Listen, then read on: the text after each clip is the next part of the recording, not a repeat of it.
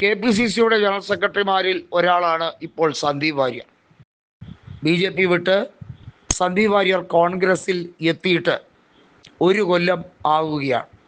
കഴിഞ്ഞ വർഷം സെപ്റ്റംബർ സമയത്ത് തെരഞ്ഞെടുപ്പ് നടക്കുന്ന സമയത്തായിരുന്നല്ലോ അദ്ദേഹം കൃത്യമായി BJP സംഘപരിവാർ സംഘടനയുടെ എല്ലാ രീതിയിലുള്ള ചുമതലകളും ഒഴിഞ്ഞ് കോൺഗ്രസിൻ്റെ സ്നേഹത്തിൻ്റെ കടയിലേക്ക് അദ്ദേഹം വന്നത് എന്ന് സ്വയം പ്രഖ്യാപിച്ചത്. ഏതായാലും സന്ദീപ് വാര്യർ എത്തിയതിനു ശേഷം BJP നേതാക്കൾക്ക് വലിയ പിന്നിട്ടമാണ്. സന്ദീപ് വാചസ്പതി എന്ന് പറയുന്ന ഒരാളുണ്ട്. അയാൾ സന്ദീപ് വാര്യരെ കുറിച്ച് പറഞ്ഞത് ഇതൊക്കെ വയറ്റുപഴപ്പിന് വേണ്ടി ചെയ്യുന്നതാണെന്നാണ്. അപ്പോൾ വാചസ്പതി ചെയ്യുന്നത് എന്തിനു വേണ്ടിയാണ്? വയറ്റുപഴപ്പിന് വേണ്ടിയല്ലേ? ഇതിലൊന്നും ഒരർത്ഥവുമില്ല എന്നുള്ളതാണ് യാഥാർത്ഥ്യം. അതായത് പല നേതാക്കളും BJP കളിച്ച് നടക്കുന്നത് തന്നെ കാശുണ്ടാക്കാനാണ്. അതിൻ്റെ ബെസ്റ്റ് ഉദാഹരണമാണ് VV രാജേഷ്. ഒരു കുട്ടിത്തോർത്തുമായി വന്ന് കോടികൾ ചുളുവിന് ഉണ്ടാക്കിയ നേതാവ് എന്നൊരു ഖ്യാതി VV രാജേഷിനുണ്ട്. അദ്ദേഹത്തിന് വലിയ ബംഗ്ലാവും ഒക്കെ ലഭിച്ചത് എങ്ങനെയാണ്? അദ്ദേഹം എങ്ങനെയാണ് കോടീശ്വരനായത്? സാമ്പത്തികം എങ്ങനെയാണ് അദ്ദേഹം കണ്ടെത്തിയത്? ഏതെങ്കിലും ജോലി ചെയ്തിട്ടാണോ? അഭിഭാഷക വൃത്തി ചെയ്തിട്ടാണോ? അങ്ങനെ അഭിഭാഷകനായി തിരക്കിട്ട വക്കീലാണോ അദ്ദേഹം? ഒന്നുമല്ല. അതെല്ലാം പാർട്ടി നേടിക്കൊടുത്തതാണ്, പാർട്ടിയിൽ നിന്നും വെട്ടിച്ചുണ്ടാക്കിയതാണ് എന്ന് വ്യക്തമാകുന്ന സാഹചര്യമല്ലേ?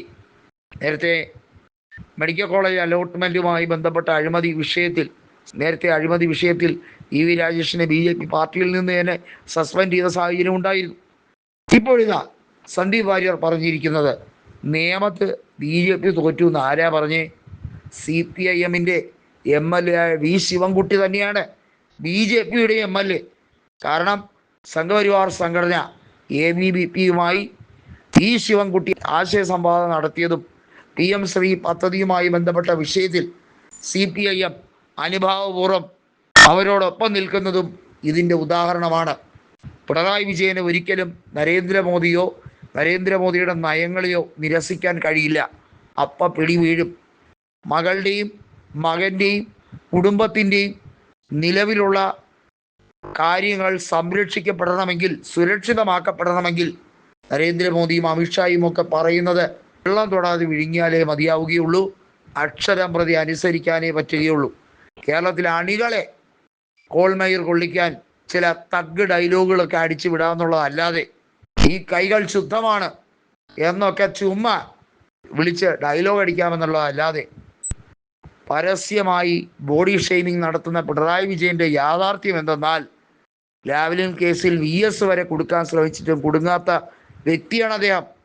അദ്ദേഹത്തിന് കൃത്യമായൊരു ക്രിമിനൽ മൈൻഡ് ഉണ്ട് എന്നുള്ളത് ആർക്കാണ് അറിയാത്തതെന്ന് പല നേതാക്കളും ഒരുമിച്ച് പറയുകയാണ്.